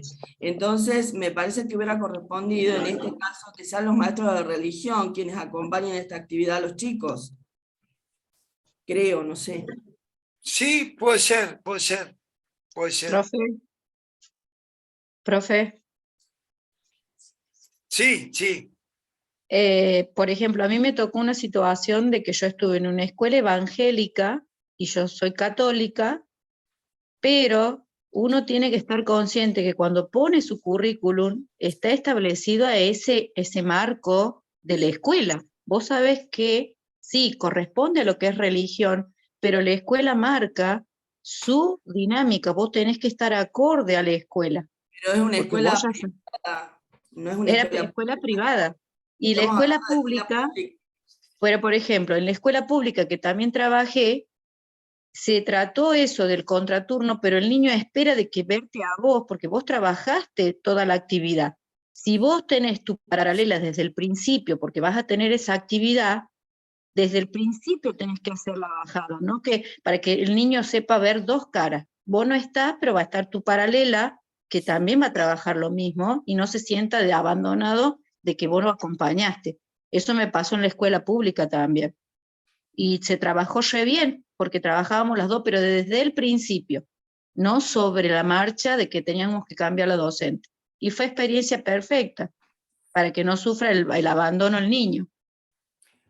Pero Ahí se es puede muy acompañar al importante. niño, Ah, pero se puede acompañar al niño, a los niños, no porque crea, sino porque lo acompañamos, porque es nuestra tarea, tal vez. No creo que por acompañar al niño yo cambie mi credo, yo lo veo así. Yo también, porque tenemos, no olvidemos que dijimos que tenemos una responsabilidad civil ante todo, ¿sí? Entonces el hecho de que vayamos, de que los acompañemos, no nos hará cambiar la religión. Esa es mi opinión. también se debe respetar, pero no se olviden de que no corresponde, digamos, a lo curricular, ¿no? Exactamente, eso es lo que Estas son salidas son programadas, así como se puede programar un campamento entre los chicos. Es usual llevarlo y hacerlos partícipe de la celebración esta del milagro. Pero esto no es curricular. Perdón, doctor, entonces también depende de la voluntad del docente, de querer ir o no a estas salidas no curriculares. Sí, exactamente, porque hay que respetar la libertad de culto. Y me pareció interesante una de Profe, las... creo que nos estamos olvidando de algo importante, A ver, que ¿de es el qué? proyecto. Es el proyecto. Vuelvo a lo mismo. Si la institución constituye un proyecto específico en relación a esta temática, debemos trabajarlo. Más allá, y no hablo de un proyecto de impuesto, más allá de que puede ser, a ver, ¿qué parte de la comunidad de mi institución, si yo tengo una profesora de religión, quiere participar en estas actividades? Y muchas veces no se prenden solamente en las docentes de religión. Hay muchas otras docentes que también profesan el catolicismo y deciden, yo voy a acompañar también. Entonces yo creo que eso es lo que nos enmarca a todos. Ahora, si las cosas son traídas de los pelos, vamos, quién lleva, quién trae, donde no hay responsables, donde no hay, eso es otro tema. Por eso yo hablé desde el principio, un proyecto. La escuela enmarca esto desde un proyecto. ¿Quiénes participan? Primeramente me parece que los profesores de religión que dan en contraturno. De ahí quienes acompañan. A lo mejor el equipo directivo en su totalidad, uno es ateo, el otro es mormón y el otro es testigo de Jehová. Sí. No va a acompañar. Pero, a ver, por eso vuelvo a lo mismo. Creo que los consensos se hacen a partir del proyecto, que es lo fundamental. Decidamos los representantes, los responsables, los horarios, los turnos y el acompañamiento y la firma legal del papá que apoya que eso se haga. Exactamente. Bueno, a ver, Marcelo, voy a hacer unos aportes con respecto, bueno, estamos hablando específicamente, y es lo que entiendo, acerca de la visita a la catedral. La visita a la catedral, digamos, ahora en tiempo de milagro, es en contraturno, ¿sí? Entonces, se invita a los docentes. ¿Quiénes pueden ir? Se los invita a acompañar a los alumnos. Entonces, en ese sentido, ahí es donde los docentes, digamos, acompañan, ¿sí?, a los alumnos y pueden ir, ya sea el docente de grado o si no los otros docentes de otro grado o los docentes de áreas especiales, directivos, celadores, auxiliares, en ese caso, ¿sí? Entonces, y ahí se respeta. Y, o sea, estoy de acuerdo, ¿sí?, con lo que decía una de las profes al principio, y como dice la profe Gaby Sandoval en el chat, ¿sí?, establecer acuerdos al inicio. Y como también lo venimos hablando nosotros con la profe Gaby en los encuentros anteriores, es muy importante establecer los acuerdos, ¿sí?, con respecto, ¿sí?, a la salida a la catedral. Preguntaban, ¿qué hacemos si es en el horario laboral? Hay un acuerdo donde los docentes, siempre hablando del tema de religión, ¿sí?, docentes que acompañan, por ejemplo, ¿sí?, pero si ellos son de otra religión, no ingresan a la iglesia, se quedan afuera, pero es un acuerdo. ¿En qué sentido? ¿Qué pueden hacer si se quedan afuera? Y de pronto si tengo un niño descompuesto, va a haber al niño que está descompuesto en ese sentido, ¿sí? Y voy a reiterar, acuerdos, es lo más importante.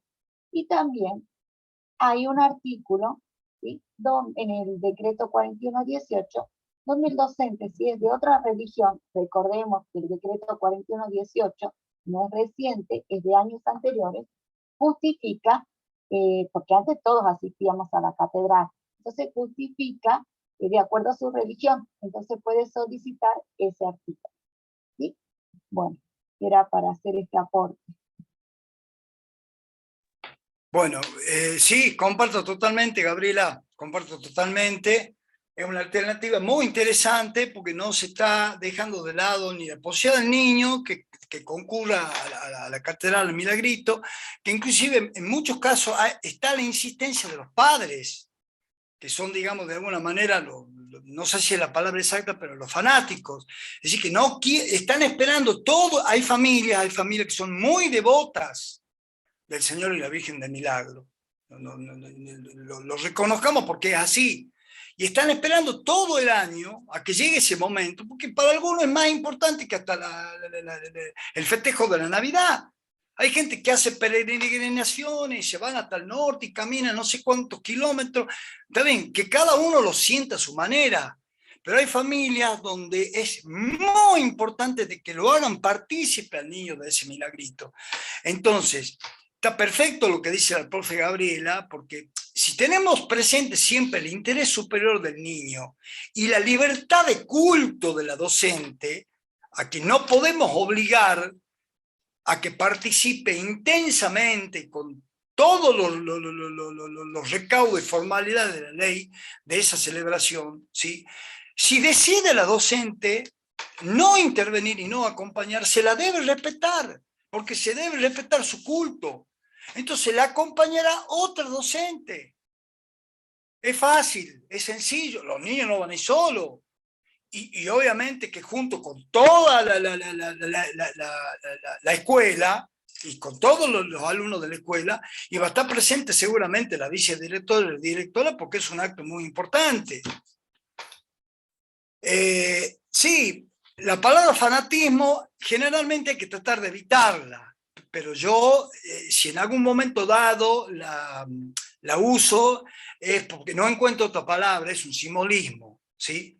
El fanatismo, no hablo de fanatismo, hablo de una creencia legítima, ¿sí? Una creencia que se asume con alegría en la familia. A eso me refiero. Lo importante que es para la familia participar de un evento, le llamemos la Navidad, le llamemos una procesión, en este caso el tema del milagro. Entonces, a eso me refiero cuando en su momento dado se habló de fanatismo. No es bueno el fanatismo en ninguno de los casos, y mucho menos en lo religioso. Bueno, sigamos avanzando, a ver dónde están las diapositivas. Bueno, justicia penal de menores.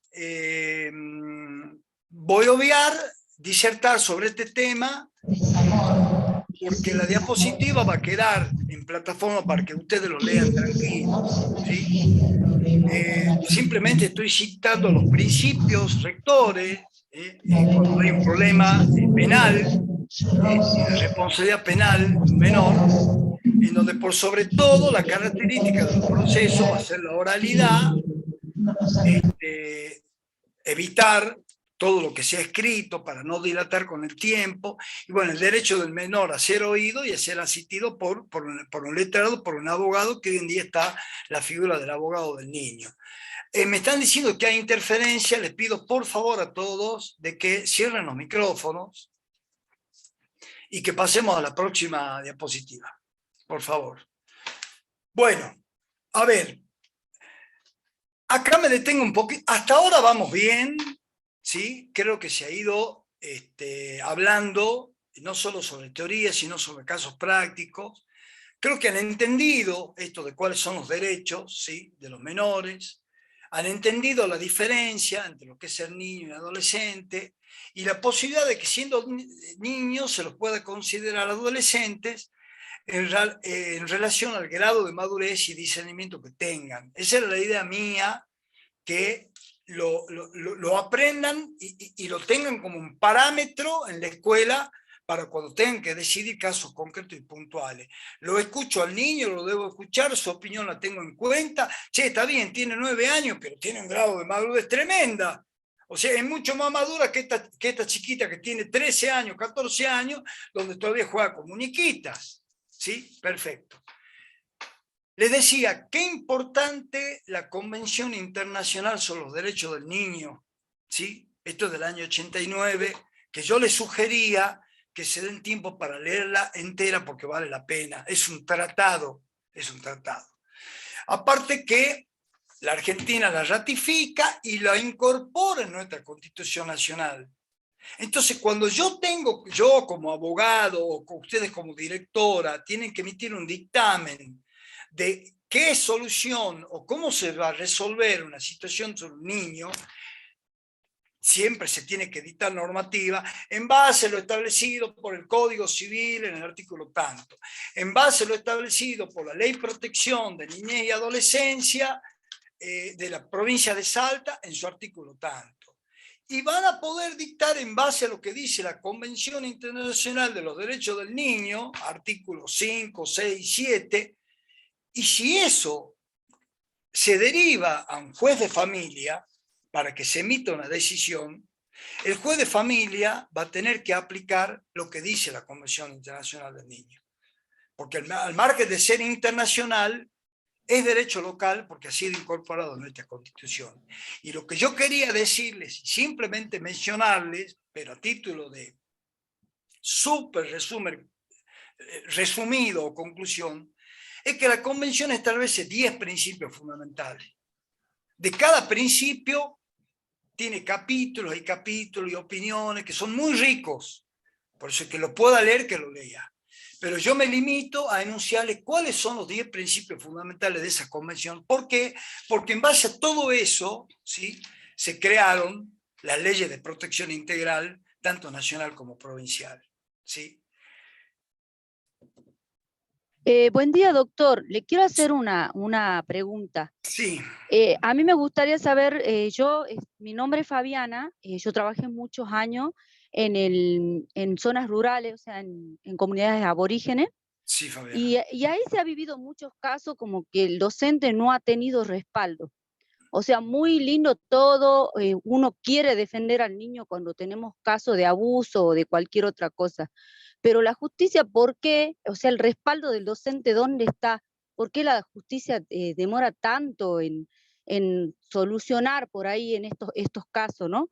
Porque el docente, no sé si usted se acordará de un caso que hubo en Tartagal, donde la directora denuncia al padre por abuso a su hija, y el padre, bueno, pasaron 2 semanas y nadie fue a proteger a la directora y el padre la termina matando.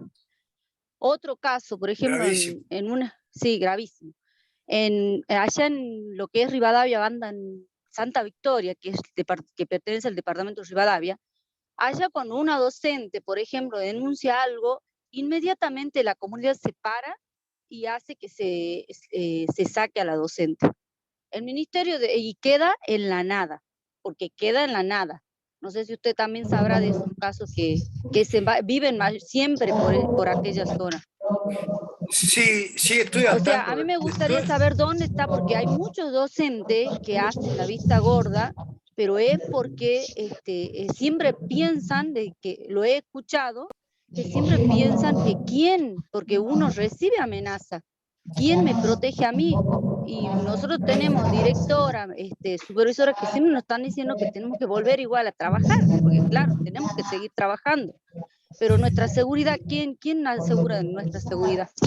Es muy importante su pregunta, profesora. Es muy importante, inclusive lo conversamos a diario. Yo trabajo en el Ministerio de Educación y yo trabajo en la Subsecretaría de Desarrollo Curricular. ¿Sí? Por favor, silenciemos el micrófono. María, ahí está, gracias. Bueno, para que siga, doctor, había interferencia. Sí, les sigo contando. Es todo un tema y es real. ¿Sí? En primer lugar, todo queda en la convicción y en el grado de compromiso de la maestra, porque ella sabe, de acuerdo a la normativa, el reglamento general de escuela, el estatuto del educador, ella sabe cuáles son sus obligaciones, y no solo va a caer en incumplimiento por acción, sino por omisión. ¿Sí? Entonces, muchas veces hay maestras que dicen, No, yo prefiero hacer la vista gorda o hacer de cuenta de que no he visto que un chiquito lo empujó al otro, o que no estoy enterado de situaciones que pasan en el pueblo aborigen, o acá, o en la zona rural, o que los padres, o que los abuelos intervienen.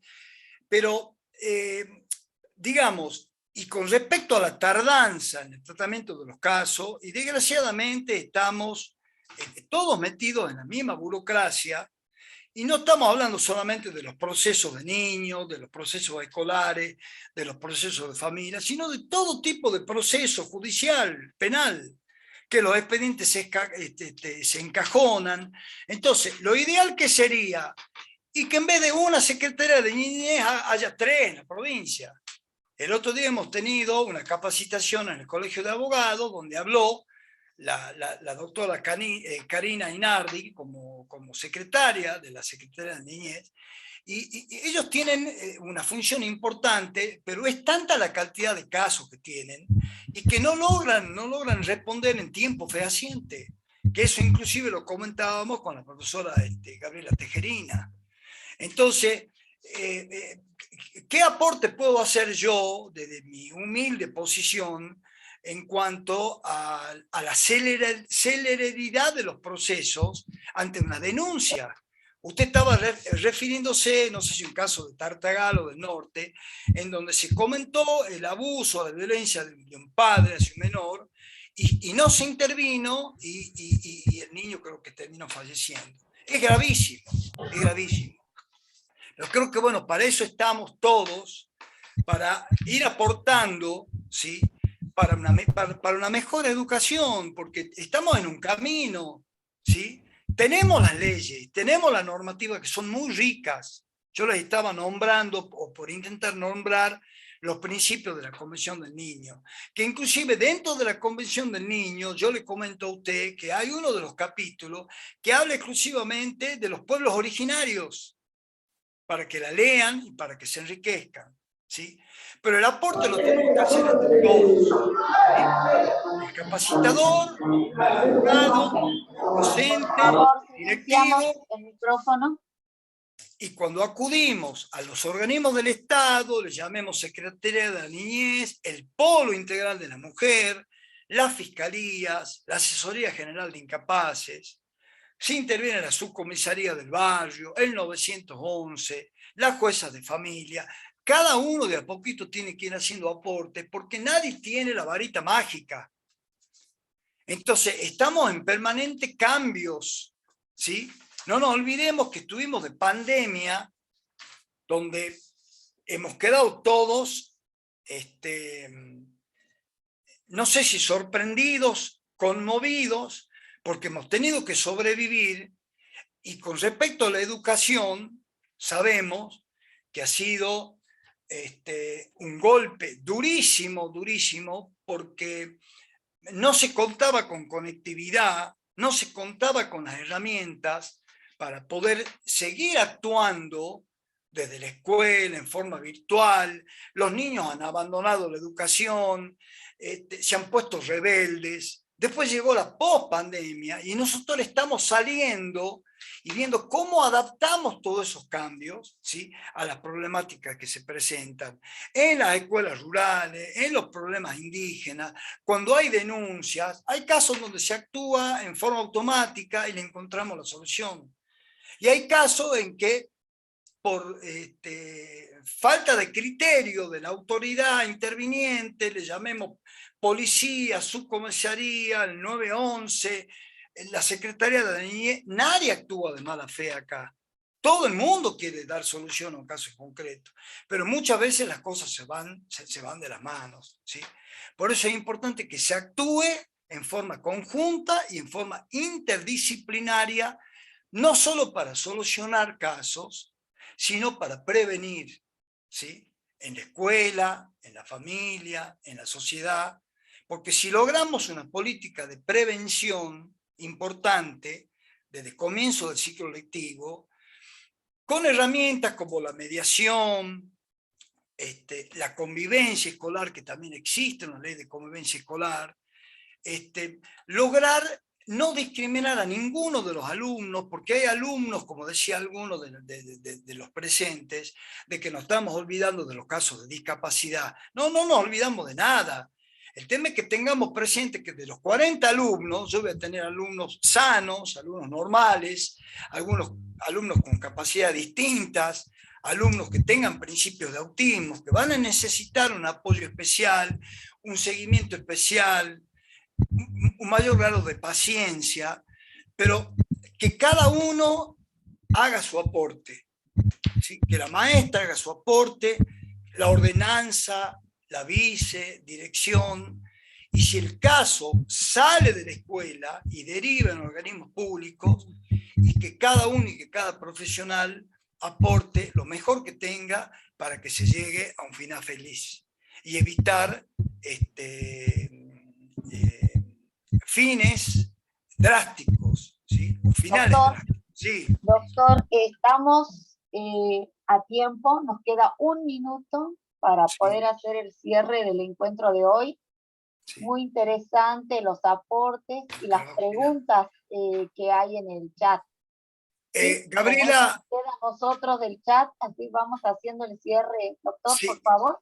Gaby, antes que nada, me adelanto, al margen de saludar y agradecer a todos, yo me adelanto que hay preparado un trabajo práctico para que los participantes lo trabajen en sus casas durante las primeras 2 semanas.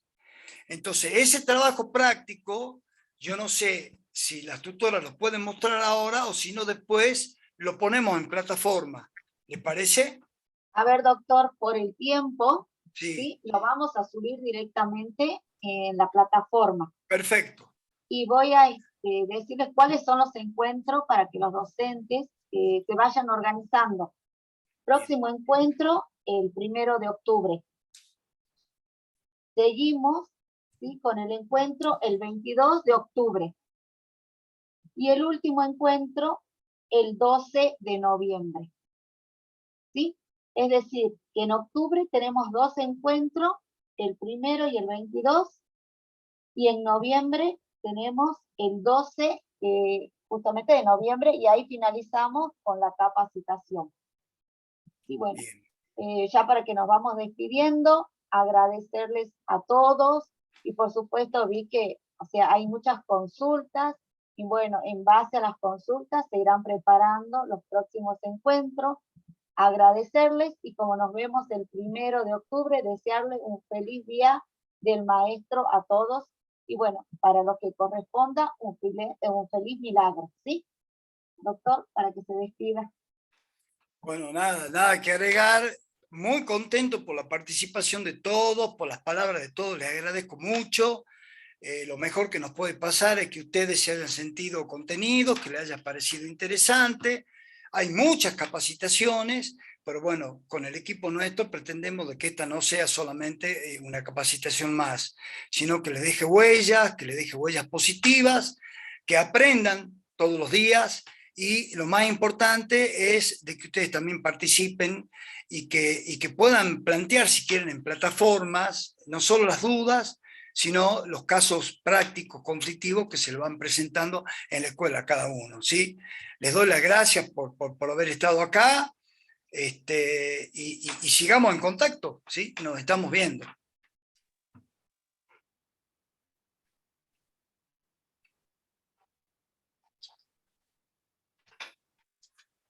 Chao, buenos días a todos y disfruten del fin de semana. Hasta el 1 de octubre, nos estamos encontrando. Gracias, doctor. Y enviarán el link. La jornada.